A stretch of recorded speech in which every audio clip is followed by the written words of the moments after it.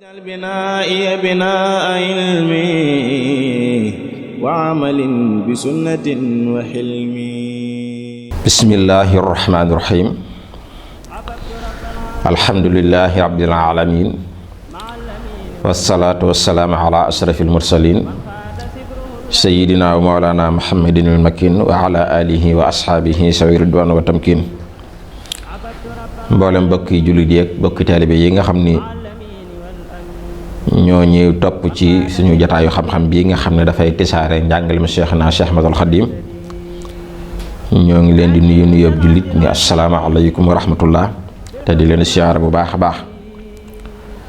di ci jiital nag saaxibul fadila Mawlana Cheikh Mahamadul Muntaxa di ñaan suñu borom subhanahu wa taala mu gën ñu koo sàmmal gën ko bàyyi ci suñu kanam ba mboolem naal yi nga xam ni moom la am yéene liggéeyal sëriñ bi mu yeggale yépp te ñu ànd ko ak moom te di ko ndokkeel ci weer yi nga xam ni weeru ngëneel la di weeru rajab di weer woo xam ne Cheikhna Cheikh Ahmadul Khadim bàyyi woon na ko xel bu baax a baax daan na ci soññee ci nit ki di góorgóorlu di yokk lu baax lu mu daan def waaye di wattandu ko kemt lay kàttanam nag ci loo xam ne day wuuteeg ndigalu borom bi subhanahu wa taala kon weeru sëriñ bi la te lépp loo xam ne nag sëriñ bi moo ko moom baax na ñu ndokkeel ci ki nga xam ne moo ko fi nekkal kon ñoo ngi ci ndokkeel Cheikh Mawlana Cheikh Mahamadul Muntaxa bu baax a baax waaye nag da am mbégte di ñëwaat ak yéen ci beneen jataay ci jataay yi nga xam ne moom la ñu baaxoo ànd ak yéen ci ndénkaane ak njàngalem Cheikhna Cheikh Ahmadul Khadim tey nag sëriñ bi dénkaane bi nga xam ne moom la ñu bëgg a fàttalante ak yéen di ko jotlante ak yéen muy dénkaane boo xam ne sëriñ bi ko dénkaane woon mu wax ne kaay leen ma dénk leen juróom benn baat yoo xam ni làmboo nan juróom benn téeméeri njariñ kaay leen ma dénk leen juróom benn baat yoo xam ne ci tënk rek ay baat lan yu gàtt yoo xam ne boo ko dee wàññi du weesu juróom benn waaye nag boo dee farañ fàcce njariñ yi nga xam ne moo nekk ci juróom benn baat yooyee ak de ko leeral gàtt mën nga caa jëlee juróom benn téeméeri njariñ sëriñ bi wax ni kon maa ngi leen di dénk juróom benn baat yoo xam ni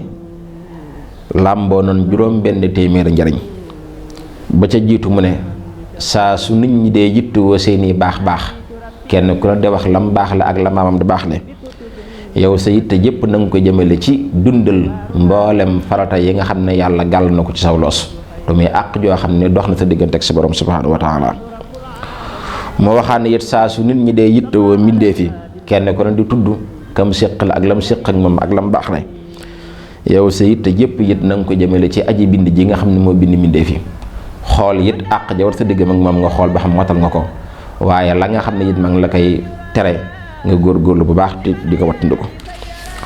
mu wax ne it saa su nit ñi dee yittewoo xam-xam yow sa yitte jëpp na nga ko jëmee ci jëfe la nga xam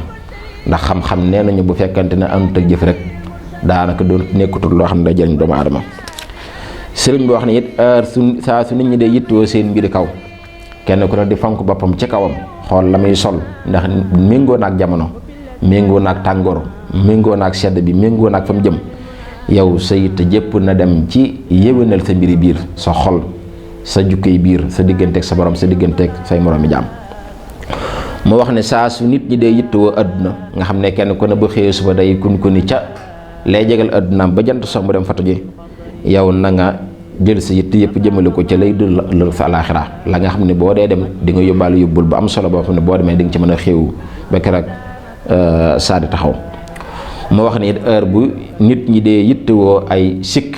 rawante naag sikk yi nit ñi kenn ku ne da wax li nit bon le ak lay ayibam yow sa yitte jëpp it na nga ko jëmale ci jéem a xam sa sikki bopp te jëm kaa saafara kon muy dénkaane boo xam ne la mu waxoon nag na juróom benn baat la ci tënk waaye ci njariñ nag gàtt mën nañoo làmboo lu ëpp juróom benn téeméeri njariñ kon ñoo ngi ñaan suñu borom doon la ñoo fayal Mawlana Cheikh Ahmadul Khadim waaye gën a sàmm liggéeyam bii nga xam ne moom la ñu fi bàyyee ba mboolem lam ca bëgg rek ñu sottal ko wassalaamu aleykum wa rahmatullahi taala wa barakaatu بنائي بناء علم وعمل بسنة وحلم